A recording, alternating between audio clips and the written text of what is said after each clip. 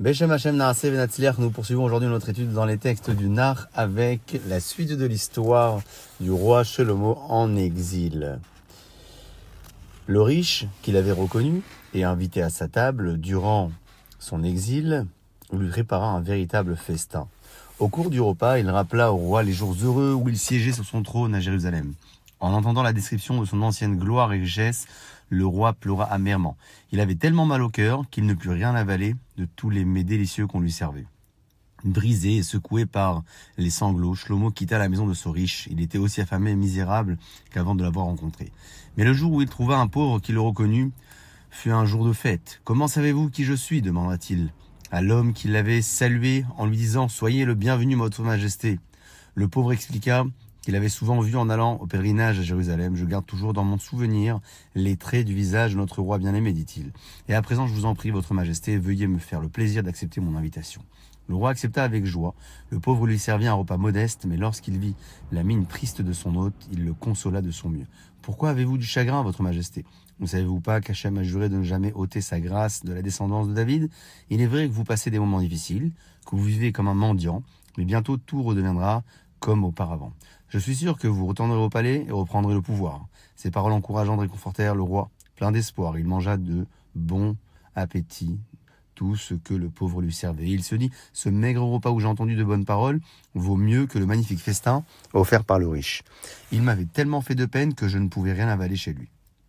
Après d'innombrables péripéties, Shlomo arriva enfin à Jérusalem. Il arrêta les passants dans les rues et leur dit « Je suis Shlomo, le roi de Jérusalem, ne me reconnaissez-vous pas, moi, votre roi ?» Mais tout le monde le prenait pour un fou, souriait, poursuivait son chemin.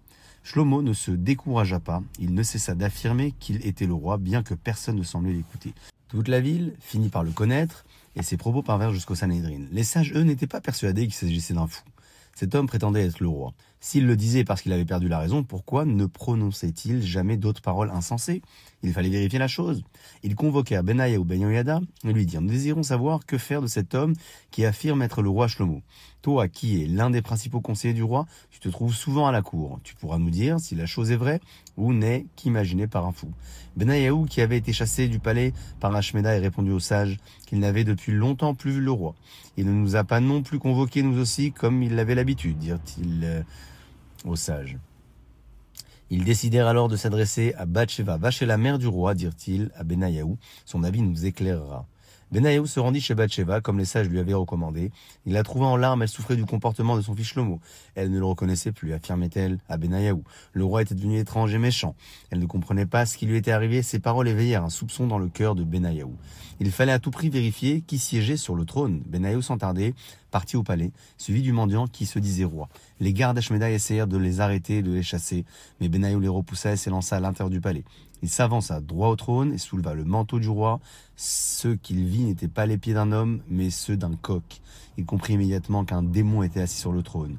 Il se tourna vers le mendiant et proclama sans hésiter devant tous les ministres et les hommes de la cour. « Vive le roi Shlomo, vive Shlomo, fils de David !» Il lui remit une bague et des chaînes gravées du nom d'Hachem pour maîtriser le démon. Quelques instants plus tard, les sages du Sanhédrin arrivèrent auprès d'eux, face à l'usurpateur.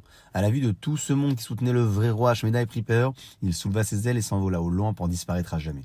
La joie du peuple ne connaissait plus de bornes. Le roi bien-aimé qui était si vertueux et si sage était enfin revenu après tant d'années d'exil, de chagrin, de souffrance. Depuis ce jour, 60 hommes vaillants se tenaient près de Shlomo pour veiller sur lui pendant la nuit.